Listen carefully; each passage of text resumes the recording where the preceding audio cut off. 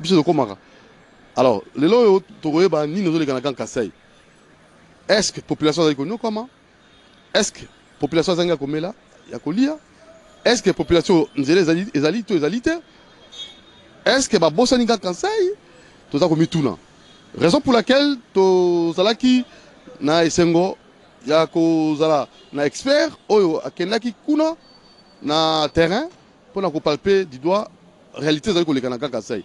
Alors, Bonheur Nzinga zali confrère na biso, expert maison, à couper sa biso biano, parce que yé mon quoi zala kuna, pour na kotala vraiment, ce qui a solo, ni ne rigole kana, grand kasai.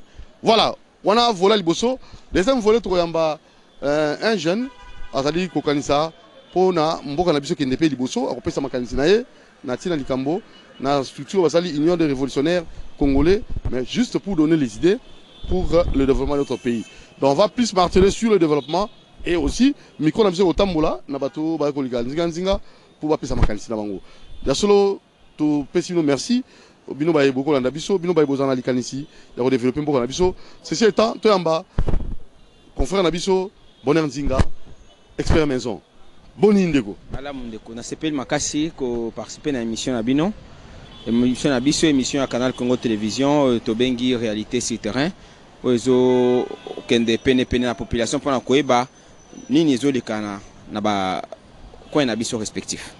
Alors, na habité Bonheur Nzinga Grand Kasai yo tamboli kuna omonini o tozoka o batbazo komi tuna ba bosani Grand Kasai pas si lekina Grand Kasai vrai ou faux? Non, c'est vrai que pas ces gens à Grand Kasai. C'est vrai que parce que pour bakino balinga bière. Natia par exemple koloba pour matali masanga. Masanga bière moko na Grand Kasai eza na 8000 francs. Na loba na Mbujimai et pas na Zalaki, pe na Kananga. Voire au-delà na ba place mususu. C'est vrai que situation est très alarmante. Bon, pas la bande konga ya Mbujimai kuna par exemple déjeuner Zalakate, au moins la ka mona tongo banzungu yo toka madesu loso ça dans un système il y a petit déjeuner quoi. Donc pour pas si vraiment c'est vrai que pour par exemple pepe na mboka lokola Kananga l'outil qui est alité bato bazo utiliser mingi ba groupe électrogène pour ozo par exemple place à charge téléphone na tongo na Kananga eza pasi si même na boulevard bazana ba coin na bango ba la kisaka soko komi mo paluka biso kendeki ba paya OK koeba au cours de découvrir milliers. Donc on se rendre compte que difficulté est na Grand Kasai, c'est vrai. Sur le plan social, population a quoi. Ça c'est une évidence. Ceux qui battent sur Bao Kabaye, bazana bakende na Mbujima, bakena Kananga, bakena ba village environnant, il y a différentes provinces wana. Bakoye ba solo qui passe ça na province wana. Peut-être il y a un des autres na bakonze batia miso mingi kuna pona koluka ko sa solution à problème bande ko bazay ko traverser kuna parce que ceux qui otali par exemple dans nzela nyon se place toleki na ba village bato bazay ko senga moi mingi ezola ki sa degré à pauvreté au bande ko bazay na ngokuna puis à tout moment au komona misala ezalité ba jeune presque village partout tokeyi au komona bato bazaka na village bazoka ko kata bilangate peut-être les culture na bangote jamais ezaki ko bima jamais ezoko bima lisusu te. C'est vrai que pour l'instant où je vous parle, la situation elle est vraiment alarmante dans la province. Il y a dans le Grand Kasai d'une manière générale, mais il y a un autre qui a konzi bati ami so mingi kuna pour être même un projet mususu ya développement na partie wana la République pour na koluka kozwa solution à problème ya ba congolais ou bazana ngambo wana. Alors est-ce que ba konzi bati réellement misu? Est-ce que projet programme ya développement 145 territoires et moi lueur d'espoir et que pesami kuna est-ce que bakanisi yango est-ce que babandi? Alors il est vrai que na accompagné qui ministre de développement rural parce que tout le bel développement situation il y a population sur place projet moko oyo lobby projet il y a développement 145 territoires c'est vrai que ba étude de faisabilité ça les maki pe sur place tout tika ki ba expert monsieur baza ko sala ba enquête na cadre toujours il y a koluka kozwa solution na ba secteurs différents où ils ont préoccupé la population mais il faut préciser que dans le cadre il y a un projet projet de renforcement des infrastructures socio-économiques dans la région centre il y a RDC projet wana ezali bongo lancé depuis 2014 et eza na ba réalisation ezo salema pe na ndenge to kende kuna na bamboka presque on se tamboli tozaki na province orientale où eza na capitale na Mbujimai to komaki na Mbujimai na ba périphérie ya Mbujimai, c'est-à-dire na Miabi, to komaki na Tilenge, to komaki na Lupatapata, to komaki na Tulunde, na ba village wana nyonso projet prise et tongi ba infrastructure hein, de base parce que faut le baké mai na komela na province orientale les ala qui passent ba école les ala qui presque ba bazotanga na mabele bazotanga na CNZT na lo ba centre de santé ba espace à vivre tout bazando les ala quitté mais na cadre ndenge to kendeki na ministre de développement rural et longo na coordonnateur ya projet wana projet ils a lancé depuis 2014 to komaki na coordonnateur de Osunzu to moni ba infrastructure de quoi na Tangiawa na Mbujimai ba sali centre multifonctionnaire genre pe libanda ya Mbujimai na régie des eaux bazako luka ko ça ba connecter ba canalisation ya régie des eaux pour na ko luka ete population moko na Mbujimai azwa mai de quoi na zako lo baboze comme na bilili pour ça ils allaient que solution ezwa ma situation ba congolais au bazali na été niwana ya République démocratique du Congo et longo ndenge moko na province centrale to sali nzela kolongwa Mbujimai ko koma na Kasai central to sali na faire de 12 heures de route.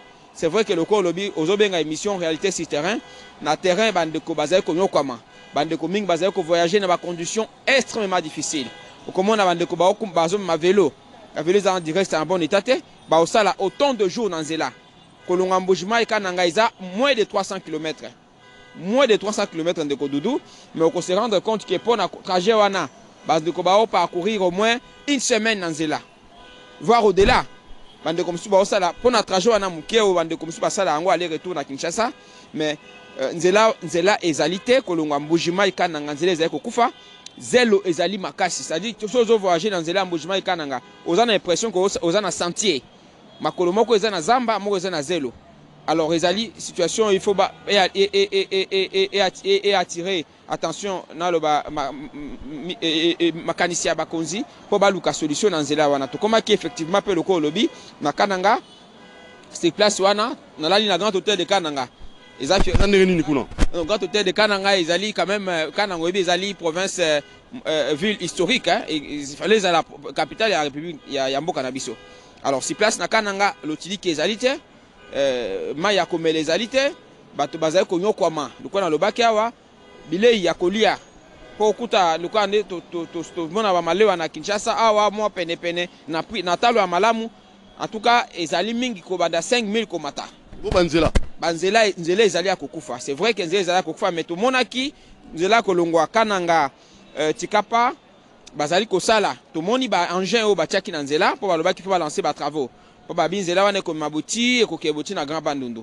Alors le quoi appena loka ki mokonzi azaki kuna pona ko lancer ba travaux wana ya construction ya nzela ko mabuti na Angola ezali na cadre toujours ya ko luka ko solution mais to komaki na Kananga to kitaki pe na Mikalai pona ba bi Kananga to kendeki na Tambo Saint-Bernard hein to kendeki na Tubuluku na ba parti ba village wana nyonso to zalaki projet prise, projet renforcement, infrastructure socio-économique dans la région centre de la RDC, à Tongi, infrastructure. On a un centre de santé, on a une école, on a un espace à vivre, hein, Zaï Kolbunda, Kolokola dans le lobby, dans le ya ministre de développement rural, coordonnateur dans Ango de Osunzu, pour couper sa solution tant soit paix la population. Première phase, il y a un projet wana, il y a un projet qui est inauguré, Tamboli na site Ebele, site auto-visita qui au total plus de 16 sites, j'espère bien voir au-delà. Hein, projet prise à Tongi, pour notre compte, il y a des Kassai, plus de 505 latrines. Hein, parce que la situation est très dramatique. Ils allaient quitter. Alors, pour la même. Oui, c'est moi, douche, moi. Quitter. Dans le coin, dans un projet prise et sali, et Tongi, latrine. Donc, on peut imaginer que pour dans des provinces, quand même, ceux qui battent dans différents territoires, au regard, il y a des centralisations. 505 latrines, les lots. Dans la province, je suis à Sankourou parce que le projet prise des alliés projets où ils ont couvert Grand Kassai d'une manière générale. Sankourou, Lomami, province centrale, Kassai central, Kassai oriental. Donc, et tongi infrastructure wana nyonso na tangi ba école ba centre de santé ba latrine pona koluka ko venir na aide na population on a obia za ko nyokama mais zo ko mabande ko ezali nzela parce que même ba projet wana lobi eza depuis 2014 il fallait normalement ba phase d'angwa liboso si là kasi nzela ko acheminer ba matériel pour la construction ezali te. Donc le projet à 145 territoires ba tient notamment nzela na kati so ki projet on est ko sala ba nzela pour être makanisia ba Congolais bazali ko na nzela ba différents projets et permettre apporter solution à la situation ba Congolais bazana partout na ekolo. J'espère que kozala loko moko malam. Voilà, alors to kotika milili eloba la sematozonga poto yamba lenge wala les makanisi pour le développement peu en Biso. C'est parti. Au nom du gouvernement congolais à la population, le patron de développement rural François Robota a vivement salué le professionnalisme du coordinateur du projet Prise et de toute son équipe. Au lieu du projet Prise aura tout son soutien pour la mise en œuvre de la deuxième phase, la première est une réussite totale. Le président de la République, Félix Antoine Tshisekedi Tshilombo, il est fortement déterminé à accompagner le développement de cet espace Grand Kassai. Parce que si vous circulez, regardez dans les autres provinces, vous allez constater un déséquilibre de développement et le président de la République est déterminé pour avancer et accompagner le développement dans cet espace. Voilà une première étape de mon allocution. Pour ce qui concerne le développement, vous avez suivi le coordonnateur, vous donnez les autres aspects, à savoir les écoles déjà développées ici, les centres de santé, le centre multidimensionnel, le sanitaire et aussi l'accompagnement de la régie des eaux au niveau de la ville de Bujimaï. Nous allons continuer avec ces activités par une deuxième phase du projet Prise qui nous est déjà accordé par le groupe de la Banque africaine de développement. Profitant de son séjour dans le Grand Kassai et comme qui dirait, l'occasion faisant les larrons, le ministre d'État ministre en charge du développement rural a durant son parcours appelé la population à apporter tout son soutien au président Félix Tshisekedi afin de lui permettre de poursuivre sa vision de modernisation de la RDC d'une manière générale et les Grand Kassai. Son intervention, ses projets, les élections approchent. Souvenez-vous de ses propos. A-t-il lancé à la population? Venez très nombreux prendre part à cette cérémonie. Nous sommes en train d'aller doucement, petit à petit, vers les élections en 2023. La première fois que je suis venu ici, et aujourd'hui c'est ma troisième fois, j'avais dit à Bujimaï que l'espace Kassai, il est non seulement obligé, mais condamné à accompagner le président de la République, Félix Antoine Tshisekedi Tshilombo, pour plusieurs raisons. D'abord, c'est un des fils de la province. Une deuxième raison, ce n'est pas chaque jour qu'un espace a un chef de l'État. Je répète ça. Ce n'est pas chaque jour qu'un espace a un chef de l'État. Et comme vous le savez, la Constitution de la République démocratique du Congo dit qu'un président de la République est élu pour un mandat de 5 ans renouvelable une seule fois. Nous sommes au premier mandat avec le président Félix Antoine Tshisekedi Tshilombo. Je vous exhorte donc, et c'est la raison pour laquelle je vous ai dit que vous êtes condamnés à accompagner le président de la République pour ce second mandat. Fatibé, Fatibé, Nazo Monate, Fatibé, Otomo la maboko ligolo na mona. Fatibé, Fatibé quand, Fatibé quand.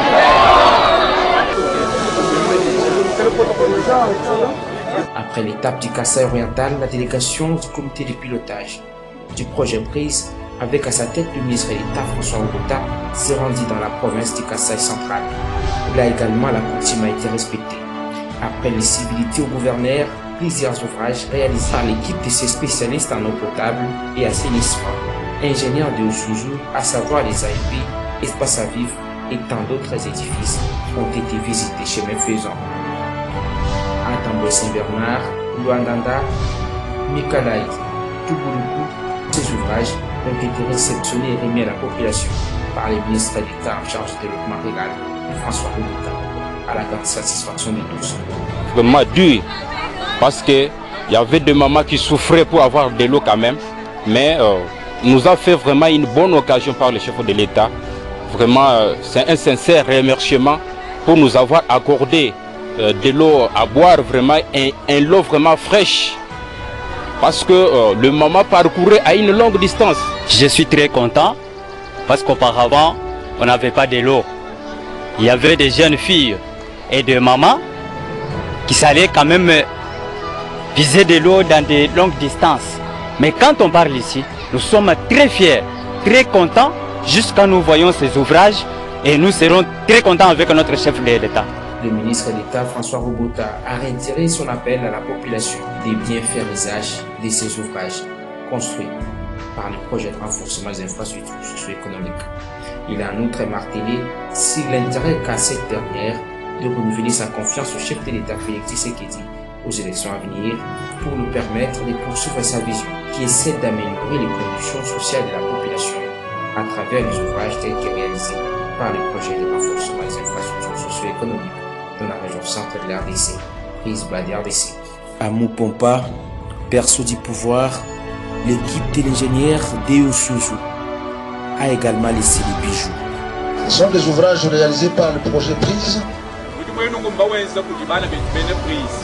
qui a aussi réalisé d'autres ouvrages parmi lesquels le centre de santé, les latrines, les marchés, les écoles, et un centre multifonctionnel au niveau de Bujimaï.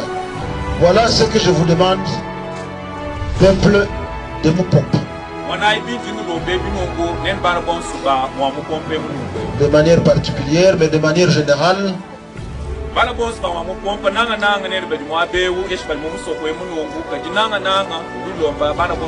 à toute la population du Grand Kasaï, de tout l'espace Kasaï.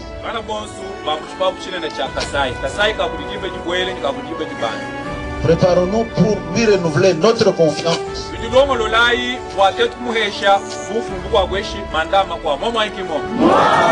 prochaines élections. Pour deux raisons principales. Pour assurer la stabilité des institutions.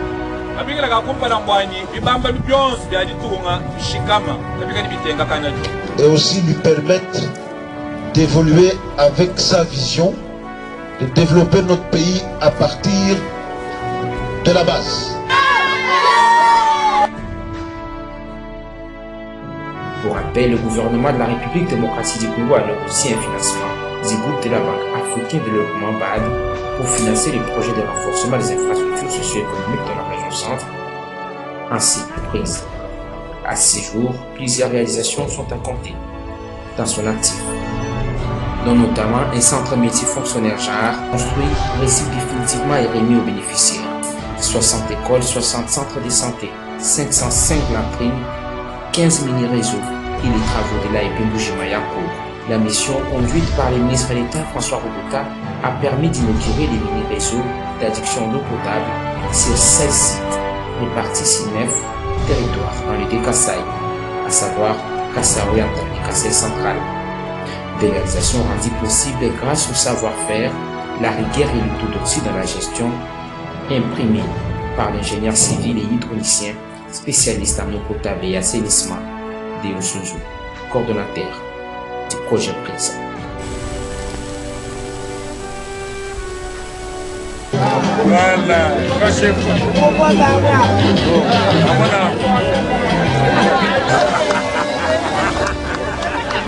Merci beaucoup. Alors là, vous avez suivi en image, Bolandi Binomoko, Makambozo de Kana Gan Kasai, Bomoni, Ndenge, envoyé spécial Nabiso, au Azalaki, sur place, avec vous relaté Bino, image Pelobito, commenté, vous avez bel et bien compris, et fort, ils ont dit qu'au Salima. Alors, place à notre jeune qui pense comment, mais il y a à l'objet, il y a une union des révolutionnaires du Congo. On a mon appellation, on a dit Makassi. Mbote ndeko biso Freddy Bopé. Mbote monsieur journaliste de Doudou Montiri, monte na batunya so bazo na biso na ndaku. Oui. Oui, bon. Comme ils ont Makassi, mais ils ont défini leur biso. Union de révolutionnaires congolais. URC. Ils ont parti politique, tous les structures moko. Il y a des jeunes basali pour bakanisa développement en beaucoup biso. Ils ont quand il y a des jeunes ils ont mouvement politique, il y a mouvement moko. Pas politique. Mouvement politique. Oye, et na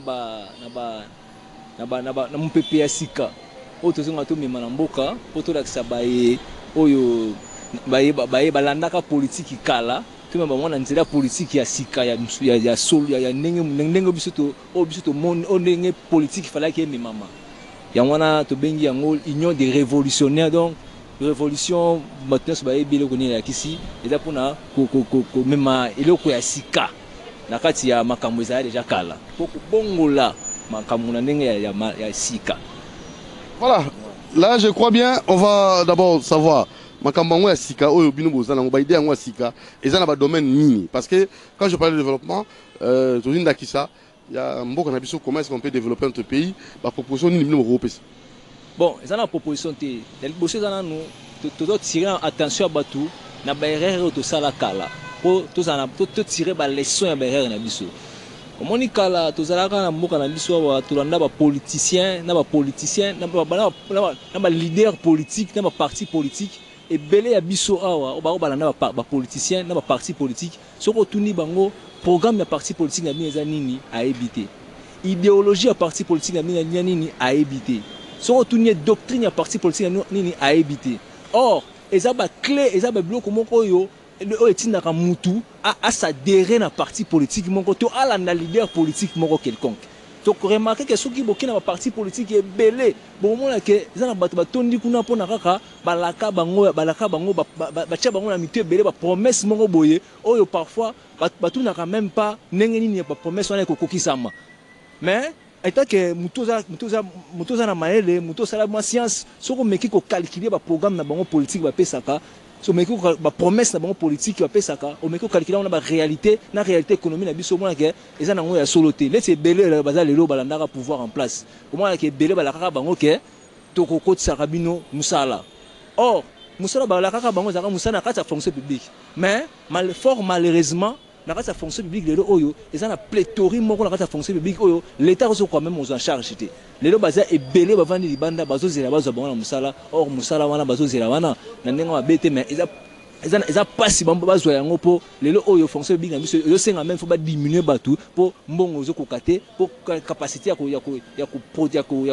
sabango en charge ezati ba misu balaka bango o te to kotonga bino ba autoroute ba métro ba nani. Or mboka neza bongo mboka ebongaka te pona batongi ba autoroute pona batongi banani mboka etalaka nde social ya population eza pouvoir d'achat même de ça ebaka mboka oyo se développer te quand on tant que ba calculaka développement ya mboka batalaka par rapport ya revenu mensuel revenu annuel ya mutu ya chacun ya mutu nyanga zo vivre mais si biso toza lelo oyo toza babenga biso pays pauvre pour tozo vivre na se ya $2 par jour. Il y a un raison c'est que mboka na biso eza na pauvreté. Ole ba l'accès biso ba technique nini ba komema na biso po de ba nini to se développer te ba nini le congolais aroza na pouvoir d'achat moko ya makasi ya okinango liboso bango ba ko la biso ba promesse moko te to tonga bino ba autoroute to tonga bino ba nzela to tonga bino ceci to tonga bino cela. Or ba bloc wana o ko tonga wana le oyo mboka na biso na défi moko il faut to lutter contre importation. Pour importation te memeli biso makamma benyo surtout na monde na mboka na biso o. Et meli biso to ya dollar élevé le dollar élevé et c'est l'inflation ma casse ça ya mboka oyo et outil na kati ya importation le to moni ba investisseur nyonso oyo ba étranger ba ina mboka na biso awa ba yina misala moko boye oyo mukongola sali musala asilisi na suka sanza atana na mbongo moko boye ozo ko même pas ko sala na 5 jours na push mais au moment na baso la cabine wa promesse moko boye on construira des routes on fera ceci on fera cela so tali ba programme na bango au moment que ezo correspondent même pas na objectif ya makambo yo kosema na mboka na biso et puis au moment que ba leader ba opposant politique na biso ole bango ba ya na ba idée ya malamu o ezo contredire c'est ça l'opposition politique c'est ça les idées o ezo contredire ba idée ba nani ba action sur terrain ya ba bazo kamba mais bango ba koyanga na ba critique comme makambo ya ko soa na ba télévision ko tombola mongo na nenga mabe ko ba makambo boza na tina te toza na posa ya ko kanisa nenga malamu lo lenge nini oyo tolobaka ke congolais faut comme ko produire na mboka na ye e ko koma nenge nini congolais faut comme ko salaire malamu to ko sala ngo nenge nini lelo lenge nini lelo oyo to ko vana pe boye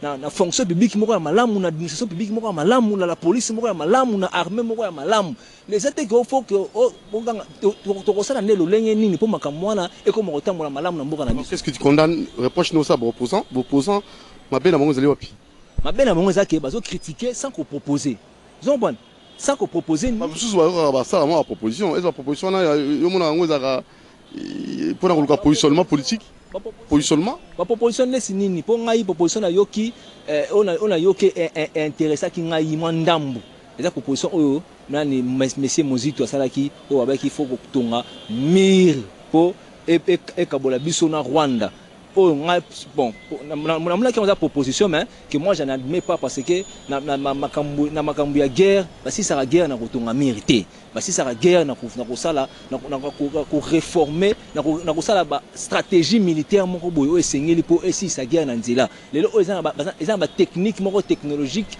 po na ko sala eto ko sécuriser ba frontière mboka na bino po lelo boko tonga mir ba ko sala bino pe ba tunnel na se ya mir na mi wana ba sali ba tunnel na se ya mi ba kotaka na bango chaque jour ba bimaka na bango chaque jour bino boye ba ndenge ni bino botele makaka bo chilaka mutema na mi wana so le bozo mi wana botongi na mi po ba surveiller mi bozo ba militaire boche mi yasu na tina te po bozo botongi na mi et po bozo ba militaire boche mupanzi ça même na ba radar ça même na technologie makasi yo sala rake muto ko protéger frontière na yi et puis na singai po na ngai mabe était de siège na biso zanini jamais basi na boya arrêter de chercher aussi ma blonde en désordre aussi ma rabonneuse par rapport il faut qu'il y ait le point par point d'abord proposition ya opposant au cas sur l'état de siège non pas proposition opposant au relever moko on peut exemple moko donc ba monsieur souvent ba pesa ba proposition ma lungate pour na ba opposant bon ce qui on rappeler ngai na éviter pour na télévision na mona rara ba critique yo mona ba sala nini bazo lo ba wana ba ko le ba télévision ba ko lo ba ça va critique na ba critique zo mona pas mais proposition réelle bo na munda liberté na likambo oyo peut-être il fallait que ba remplacer o na place ya oyo il fallait ba remplacer o na rasa oyo on a émission sur proposition on a plein qui a fallu na bimi libanda te na pesi makanisi ya ngai par rapport à proposition ya Fayulu et ya nani ya Mozito non pas na bimi pe na makanisi na ngai pour na ba teke ne ba discussion normalement ne ba débat au photo sala oya même makanisi ya ye mutu mususu pe ya ye pe na ndenge bino boyena nini comme proposition la ngoni beaucoup simi il a beaucoup tous les années bon oyo ezali motivation même biso de l'auto sala tokota na et sur le bakian la motivation na ne on la que ils ont décrire comment doit être un leader politique là sur que banana leader politique pour na ba promesse te o expliquer binoté banana leader politique pour na ana ba idée makanisi ya malamu pour na kotongela mboka non la laisse expliquer bino mais pour na makanisi na biso to yemi na mboka dernièrement na expliquer bino déjà na nani na génie Congo d'abord on explique comment est-ce qu'il faut réorganiser l'administration publique ou biso. Sans administration publique ya mboka na biso, mboka yokene liboso te. Et puis deuxièmement, eza économie ya mboka na biso. Ce qui économie eza malamu te, eza ko telema te, mboka pe kokenda ka liboso te. Lelo oyo toza na économie oyo eza tala makamu nyonso be na libanda.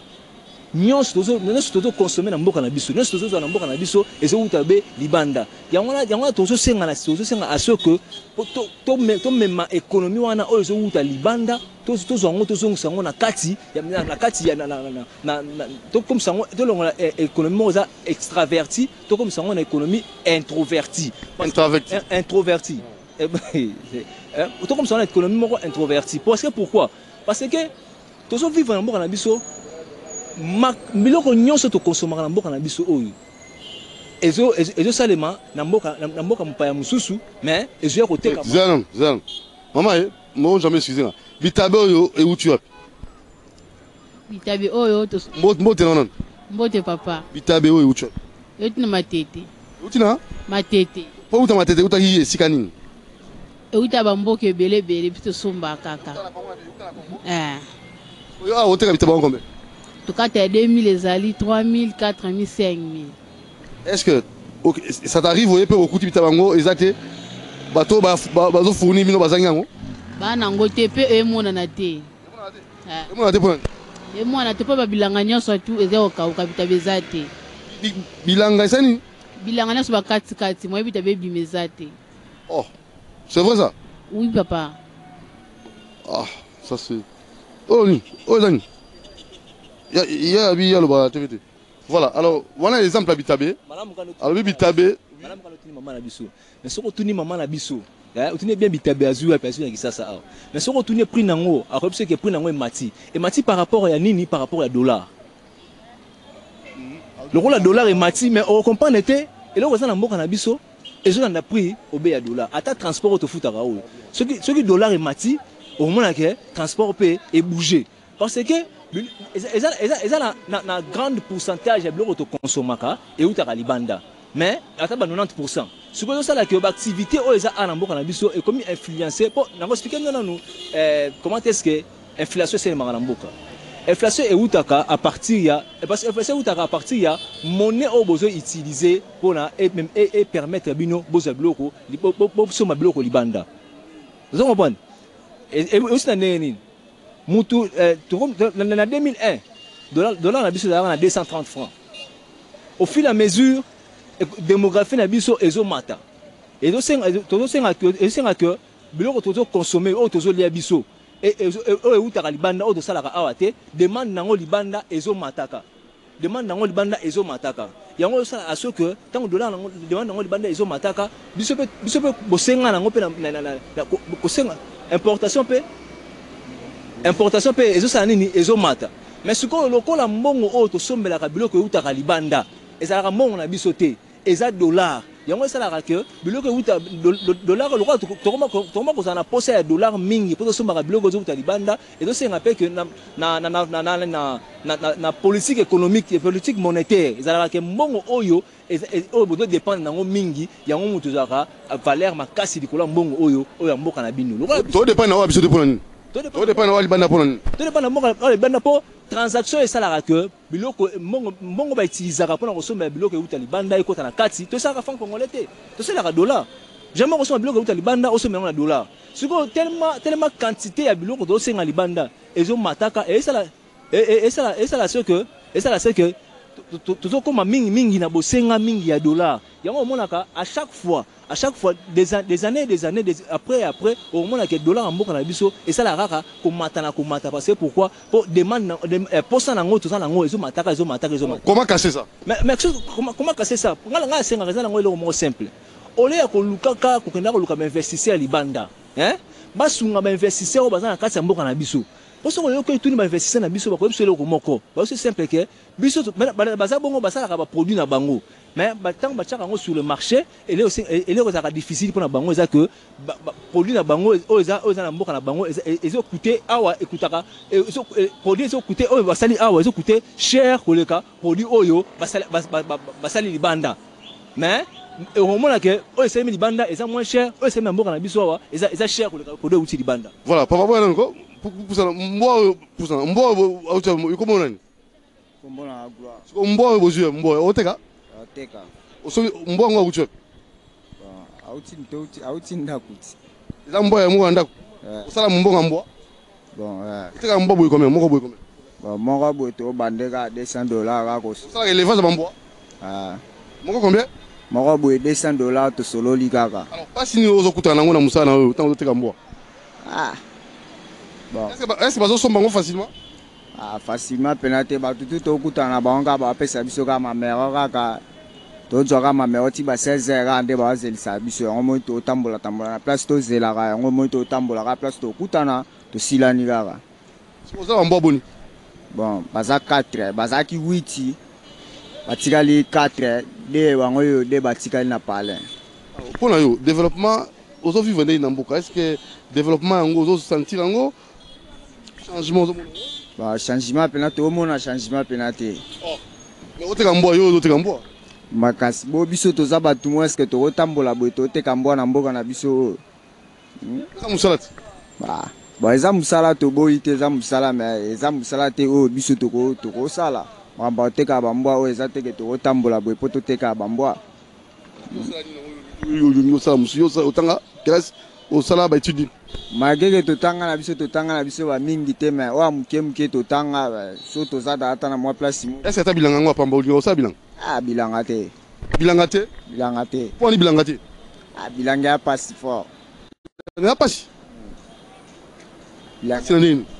Ah wa bon wale ana batu nango. Bilanga za batu nango. Yo te yo la chaîne. Ngana ko kan. Yo la chaîne, eza pona mikolo. Ba bilanga za ngo pona mikolo te za pe pona ki jeune te do. Deti ba jeune pe biso boye pe bazana bango ba o basala ba bilanga bazana bango mais mutu na mutana musala na e. Yo musala zani kote kamboa. Ah. Côté Kamboa tengana na musala na sala na maçon. Ah maçon? Merci beaucoup. Voilà, alors on voulait juste oui. Oui, venez pour la Yaka. Oui. Développement pour la Bisso. Il y a 145 territoires, développement de Sale Bakuna et ndekwazo pesa makantina pour na opposant ba yaka na ba idée mingité, ba yaka na ba critique. Yo ni nos alango comme idée pour le développement pour la Bisso. Et quoi ça normal? Développement peut tout comme on va les belé tout kaka mais tout bénéficier d'un développement monté. Mon candidat au côté allo à l'obéli yango au côté à l'obéli yango mais il a raté siko to suka wapi à peine 2 semaines 3 semaines on a outi Malawi na moni ka moi capitaine on ka mukebu mais na moi neti naza na Afrique du Sud naza na Malawi mais na moi neti naza na kati Afrique du Sud. Donc propre donc makambo yo surtout molongo organisation fou. Alors et pas na biso za bon ote pas na biso to lemba na biso makambo ba développement oyo. Donc terme on to le ba on a lingala ou bien to le ba on a monoko nipo to bonga pe pour tout en développement o ya solo. To lemba na biso terme ya développement chaque fois. Donc à chaque année to ki na ba to Sénat développement to zonga na Assemblée nationale développement to ki na présidence de la République développement kasi siko to mona raté. Donc biso to kufa ba na biso ba oya terme on est gozara do ezaneti slogan mo bo développement mais tout le monde a honte ya mboka ngo ezana bato ba ko loba makambo ba sala te so bolo est-ce que yaka na mokolo moko e bandaka moke mokati papa na ba to ngabanzela moke Afrique du Sud pezalaka après biso lele kuma pe avant biso ya biso ya raté depuis histoire ngo banda ya raté donc to lembi na biso ba histoire to lia masangu neti kaya sile auto kanya makasisi ba ko sa masangu masango biso mona raté to neti ngano ika une fois ka iza iso na kamo butu so ikani nango masango ngo histoire ngo elala na ngo neti makambo ya oyo masango to yoka baza ko sala ti lelo za ko sala mais ezo mona na te papa batia magasin moke masango yango na boke somba masango butu na kaya makasi c'est bo somba na magasin wana neto ndimat et mona na raté histoire ligula histoire ya mboka ngo ya ba histoire ou bien nini ngo. Merci beaucoup hein, courage. Ah merci papa. Voilà, alors toi qui na souka na moi papa ngolo ba. Oui, venez. Oui, nous parlons développement en tant que jeunes. D'abord, il faut qu'on a sepeli pour na point wana bozolo ba développement. Développement ya mboka et bandaka d'abord na développement ya bato. Tous on a besoin mboka et développer mais bato nano baza développer te mboka ko za développer de mboka pour les la développer, il faut bateau la développer. Il faut bateau non ba développer ndengeni. Ba développer ce qui ba système d'éducation ya bateau ils allaient sécuriser. soki basystème ya santé basystème ya soin ya bato eza sécurisé. Déjà l'initiation de santé calamité aux alapés au filet. Laisse-moi terminer ma pensée. C'est-à-dire développement tant que linga, c'est-à-dire bato bandako ba infrastructure eza la développer. Nous surtout on est au salima na bato, c'est-à-dire ba konzi en collaboration na bato. Il faut un développement d'abord mental. Il faut d'abord un développement mental. Développement mental est à partir de la sensibilisation à la population. Et puis, des fois, la population a développé, par exemple, le la bana.